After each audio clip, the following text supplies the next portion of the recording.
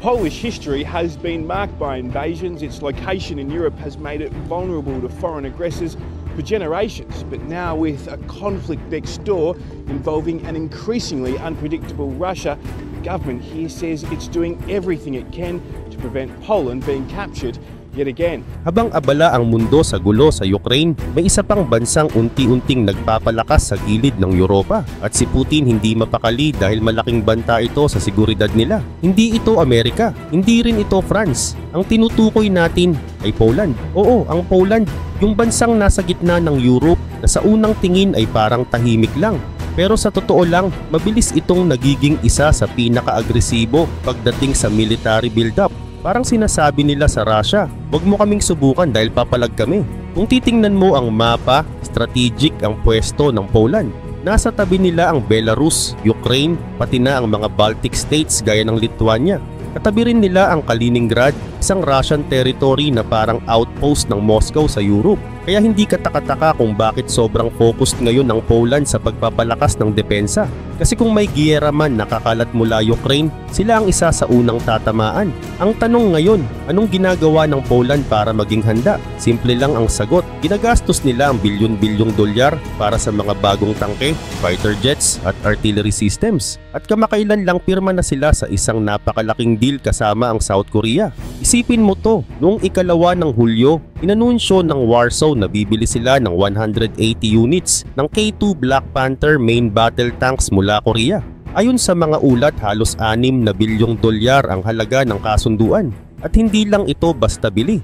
May kasama pa itong maintenance support, teknolohiya at upgrades. Kung pamilyar ka sa K2 Black Panther, alam mong hindi ito basta-bastang tank. Sa military circles, madalas itong sinasama sa listahan ng top 10 battle tanks sa buong mundo. Kaya kapag sinabi mong bibili ang Poland ng sandamakmak na ganito, ang ibig sabihin seryoso sila. Actually, hindi ito ang unang beses. Noong 2022, pumirma na rin sila ng $22 billion defense deal sa Korea.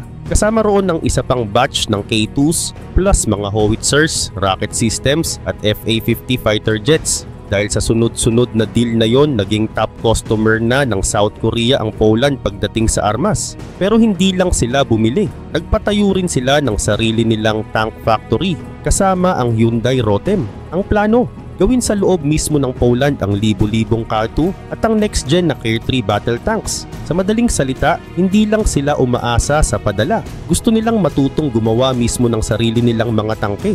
At dito papasok ang exciting na part. Sa batch ng 180 K2 tanks na bagong bili nila, 63 dito ay sila mismo ang mag-a-assemble sa loob ng kanilang bansa. Parang sinasabi nilang, turuan nyo kami, para sa susunod kami na ang gagawa. Kasama sa deal ang transfer ng tech, training at full support, maintenance, repair, lahat. Kaya hindi lang basta tangke ang nakuha nila, kundi kaalaman, kakayahan at confidence na di sila magpapaiwan. At kung curious ka kung bakit big deal ang K2 Black Panther, ito ang dahilan. Modernong makina ito. High-tech, may smoothbore gun na 120mm ang laki. Kayang tumira ng sobrang liit na target kahit mahigit kalahating milya ang layo. Isa raw itong sniper tank dahil sa precision ng tama.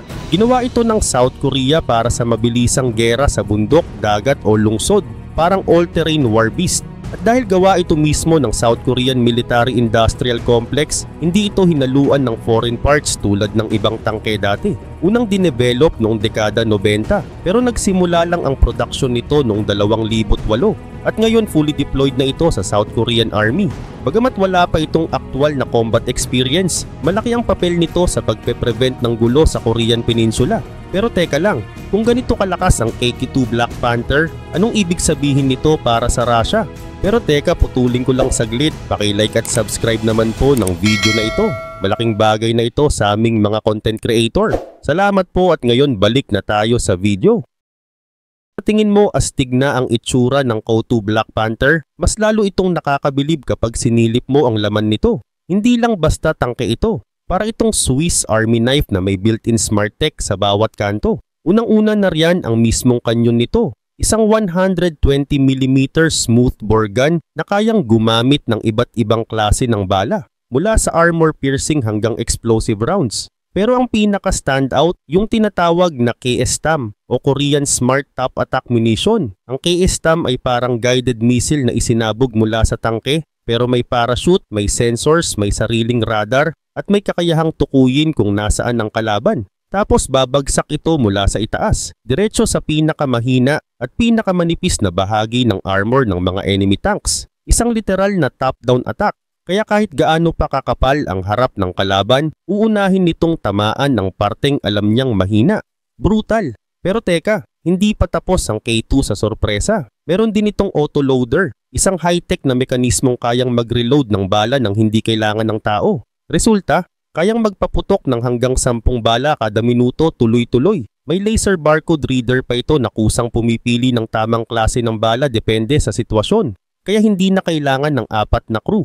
3 lang sapat na, commander, gunner at driver. At kung may nagtataka kung anong kaibahan nito sa ibang sikat na tangke, well, kahit ang M1 Abrams ng Amerika, wala pang ganitong autoloader. Mas mabilis ang K2 pagdating sa rate of fire. Ngayon sa targeting naman, may thermal imaging ito, kaya kahit gabi o maulan, kaya pa rin nitong makita ang kalaban. May laser rangefinder, auto-target tracker at smart fire control system. Kaya sa aktual na labanan, di lang ito basta tumitira kundi tumatama. Agile rin ang galaw nito. May 1,500 horsepower diesel engine at may tinatawag na hydropneumatic suspension system na kayang i-adjust ang elevation ng buong tank. Parang mech robot, pwedeng yumuko, tumaas at tumuwid depende sa terrain. Kaya nitong umakyat sa mabatong bundok, lumusot sa putik at bumaybay sa lubak na kalsada nang hindi bumabagal. At kahit may mga ilog walang problema. May snorkel system ito na pwedeng tawirin ng ilog na higit 13 talampakan ng lalim. Para sa bansang tulad ng Poland na may mababang kapatagan, maraming ilog, bundok at kakaibang terrain. Swak na swak ang KK2. Kung may dayuhang tankman na papasok sa Poland, posibleng maligaw o mabitin sa mga terrain. Pero ang K2, diretso, walang sabit. Punta naman tayo sa defense. May kombinasyon ito ng ceramic composite armor, explosive reactive armor at high strength steel. Ibig sabihin, kahit matamaan, buhay pa rin. May soft kill system din ito. Pwedeng maglabas ng smoke grenades para hindi malak-on ng laser-guided missiles. Kumbaga ninja mode. Pero ang tunay na sandata ng K2 ay hindi lang yung kanyon o armor, kundi ang intelligence systems na laman nito. Meron itong battlefield management system na kayang makipagpalitan ng data sa ibang tangke o unit sa paligid. May GPS inertial navigation system at identification tech para malaman agad kung kaibigan o kalaban ang nasa radar. Dahil dito, halos imposibleng mangyari ang friendly fire. Alam ng sistema kung sino ang babanatan at kung sino ang hindi gagalawin. Lahat ng yan dagdag pa sa autoloader, sensors, targeting tech at smart munitions. Kaya naman sinasabi ng marami, ito na ang isa sa pinaka-advanced na digital tanks sa buong mundo. At kahit gumagawa na ang South Korea ng susunod ditong version na K3, nananatiling relevant at cutting edge pa rin ng K2.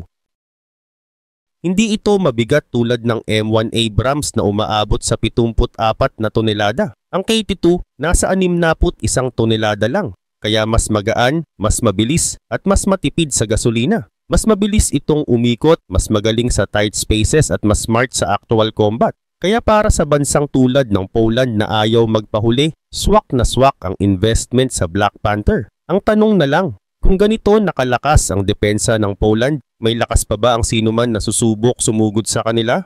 Hindi na nakakagulat kung bakit todo bigay ang Poland sa pagbili ng K2 tanks. Ang totoo, sinusulit nila ang bawat pagkakataon para palitan na ang mga luma nilang tangke. Karamihan ay mga luma pang German at Soviet models na matagal nang nalipasan ng panahon. At huwag nating kalimutan, marami sa mga tangke nila ibinigay na rin sa Ukraine bilang tulong sa laban kontra Russia. Pero hindi lang K2 ang binili nila. Noong unang bahagi ng 2022, ilang buwan bago tuluyang sumiklab ang giyera sa Ukraine, nag-order din ang Warsaw ng mahigit 300 M1 Abrams tanks mula Amerika. As of now, nasa 116 units na ang nai-deliver, mga M1A1 models, at susunod pa ang 250 mas advanced na M1A2s sa loob ng susunod na 2 taon. Ibig sabihin, kung may magbabalak man na umatake sa Poland, hindi basta-basta makakalusot. Habang araw-araw ay nauubos ang mga tangke at armored vehicles ng Russia sa Ukraine, Ang Poland naman ay parami ng parami ang ultra-modern weapons nito. At kung bibigyan natin ng mas malawak na konteksto, karamihan sa gamit ng Russia ay galing pa sa Soviet era. Matatanda na, mahirap palitan at paubos na rin ang stock.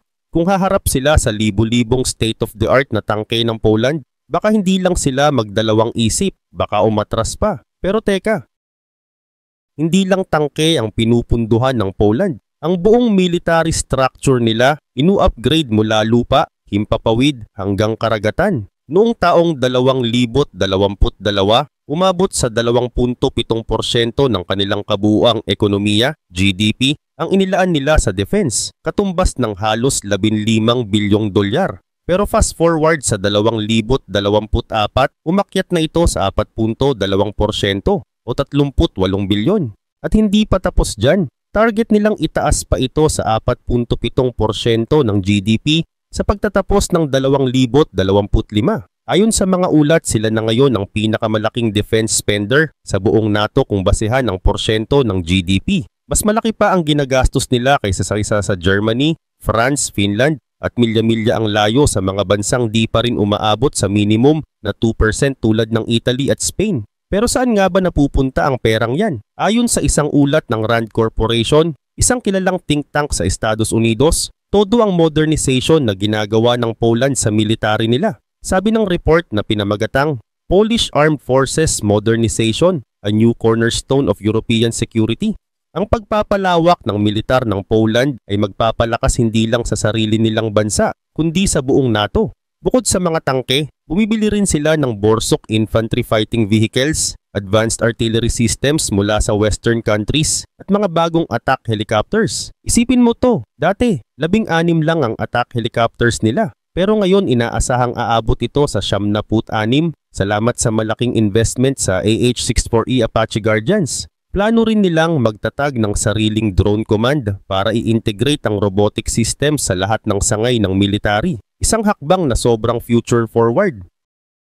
Pinapalitan na rin nila ang mga luma nilang Soviet-era fighter jets. At ayon sa report, may ilang lumang eroplano na raw silang ipapasa sa Ukraine. Sa halip, papalitan nila ito ng mix ng F-35A, 5th generation stealth fighters, upgraded F-16S at Korean-made FA-50s. Kung dati ay may 74 lang silang combat aircraft, ngayon inaasahang aabot ito sa 128 at posibleng umabot pa ng 160 sa mga susunod na taon. Pati Navy nila, binubuhay na rin. Tatanggalin na nila ang 2 lumang frigates na galing pa sa US Navy noong dekada 70 at papalitan ng 3 bagong Michnik-class frigates, mas malaki, mas malakas at mas modern. May interest din silang kumuha ng bagong Orca-class submarine para palitan ng luma nilang Project 636 Kilo-class subs. Lahat ng ito hakbang para maging isang tunay na war-ready power ang Poland at may taas ang ranggo nila sa mga pinakamalalakas na military sa buong mundo. Sa Global Firepower Rankings ng 2025, nasa ika-21 pwesto ang Poland, kasunod ng Ukraine pero mas mataas kaysa Canada, Sweden, Vietnam at Thailand. Oo, malayo pa sila sa Russia na nasa pangalawang pwesto. Pero kung tutuusin, 55 beses na mas malaki ang teritoryo ng Russia, 4 na beses mas marami ang populasyon at halos 3 beses ang laki ng GDP kumpara sa Poland. Pero gaya ng pinakita ng Ukraine, minsan hindi sukat ang lakas sa laki. Kapag nasa sariling lupa ka at meron kang advanced na armas, matibay na plano at trained na sundalo, kaya mong ipagtanggol ang bayan mo. At mukhang ito mismo ang goal ng Poland. At dahil dito, posibleng mas maging sentro pa sila sa NATO at magkaroon ng mas matibay na alyansa sa Amerika. Ayun pa sa Rand report, dapat daw palakasin pa ng US ang military presence nito sa Poland bilang pagpapakita ng suporta. Sabi ng mga eksperto sa report, dapat iparamdam sa ibang European allies na kapag seryoso ka sa pagbabantay ng rehiyon, pinahahalagahan yan ng Amerika. Iminungkahi rin ng report na tulungan ng US ang Poland na mapabilis ang procurement ng American weapons at palakasin pa ang koordinasyon sa Polish Ministry of Defense. Pero syempre, hindi lang armas ang kailangan para sa tunay na lakas. Kailangan ng trained soldiers. Sa kasalukuyan, nasa 200,000 ang aktibong military personnel ng Poland. Pero gusto nilang umabot ito sa halos 500,000 kasama ang mga reservists. Kaya nitong Marso lang, inanunsyo ni Prime Minister Donald Tusk na ipatutupad na nila ang mandatory military training para sa lahat ng lalaki sa bansa. Sa kanyang talumpati sa Parliament, sabi niya, dapat nating tiyakin na bawat lalaking Polish ay handa kung sakaling may digmaan. Kailangan natin ng 250,000 sundalo, aktibo man o reserba. Dagdag pa ni Tusk, pinag-aaralan din nila kung isasama na rin ang mga kababaihan sa training, gaya ng ginagawa sa ibang bansa. Kung matutuloy ito, magiging katulad sila ng Finland, kung saan lahat ng lalaking edad 18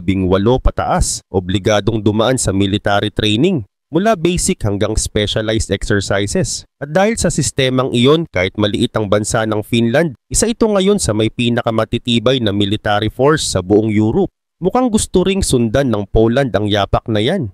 Kung matutuloy nga ang plano ng Poland na gawing mandatory ang military training para sa lahat ng kalalakihan, mabilis na lalaki ang puwersa ng kanilang militar. Hindi lang sa bilang ng active duty soldiers, kundi pati sa dami ng trained reservists na pwedeng tawagin anumang oras. At kung dumating man ang pinakamasamang senaryo, gaya ng isang direktang pag-atake mula sa Russia, malinaw na hindi basta-basta matitinag ang Poland. Pero teka, may isa pang bagay na mas lalong nagpapatingkad sa military ambitions ng bansa, ang usapin ng nuclear weapons.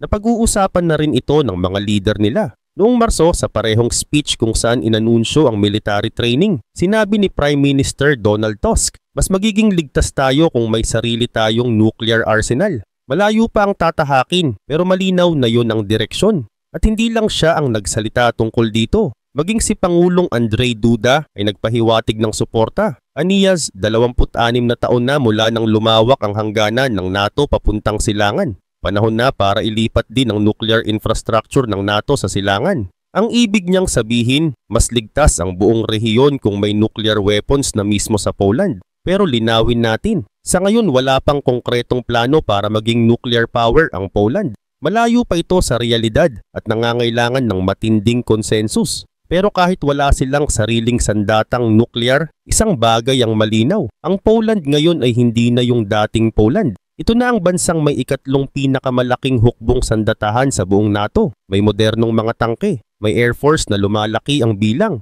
may Navy na ina-upgrade, may matibay na alliance sa South Korea, Amerika at iba pang kaalyado. At higit sa lahat, may malinaw at agresibong plano para sa kanilang depensa. Kung meron mang bansa ngayon sa Europe na tunay na handang humarap sa kahit anong banta mula sa Russia, ito na yon. At kung sakaling nagbabalak si Putin na lumagpas pa sa Ukraine at pasukin ang teritoryo ng Poland, baka panahon na para pag-isipan niyang mabuti ang susunod niyang hakbang.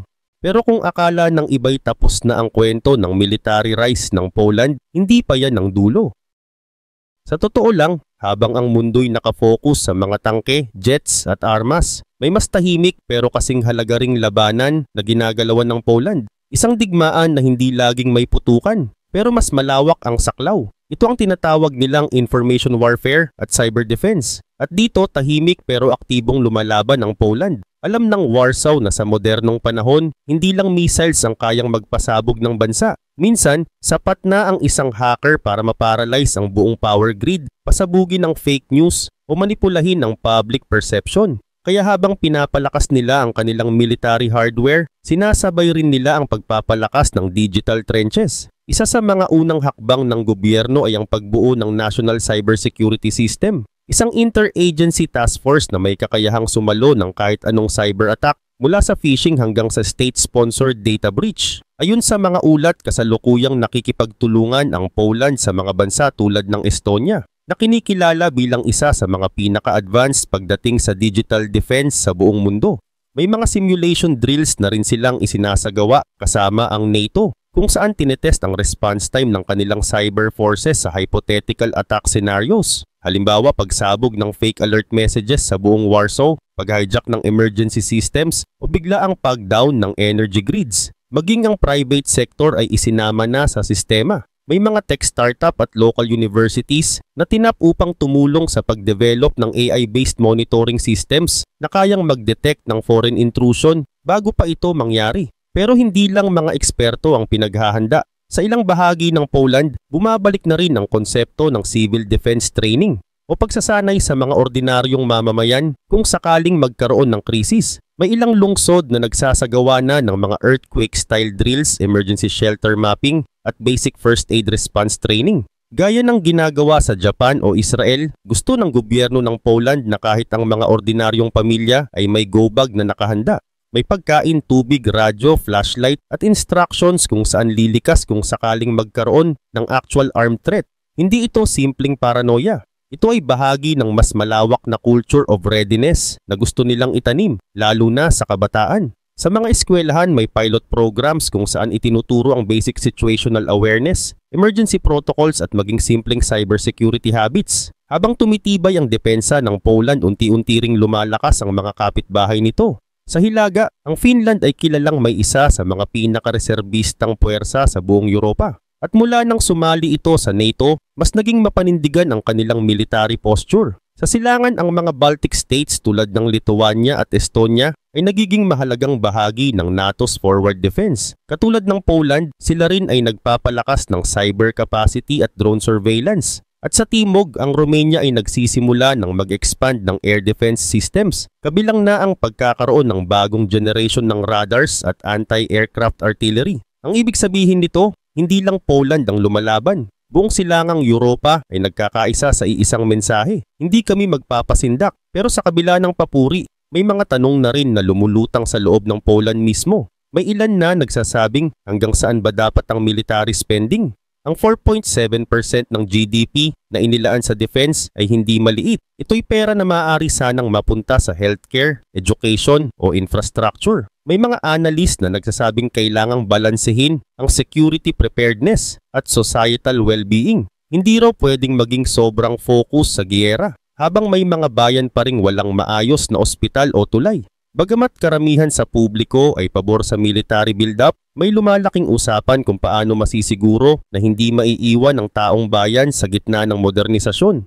At sa kabilang banda, pansin na rin ng intelligence community ang pagbabago sa tono ng Russia pagdating sa Poland. Kung noon ay tila hindi masyadong pinapansin ng Warsaw, ngayon ay mas madalas na itong banggitin sa mga opisyal na pahayag ng Kremlin. Minsan may halong babala, minsan may bahid ng galit. May ilang ulat pa nga na nagpapakita ng pagdami ng disinformation campaigns mula sa pro-Russian channels. Sinusubukang iportray ang Poland bilang aggressor o tagapagsimula ng gulo. Isa lang ang ibig sabihin nito, nababahala na ang Moscow. Kung tutuusin, ang ginagawa ng Poland ay hindi lang simpleng military upgrade. Isa itong generational shift, isang malawakang pagbabago sa mindset, kultura at pananaw sa national security. Mula sa pagbili ng tangke hanggang sa training ng kabataan at pagbuo ng digital defense, ang lahat ng ito ay bahagi ng mas malaking layunin na huwag muling maging biktima ng kasaysayan. Sa panahon kung saan ang tahimik na bansa ay pwedeng lamunin ng malalakas, pinili ng Poland na maging handa, hindi para makipaggyera, kundi para iwasan ang gyera sa pamamagitan ng lakas.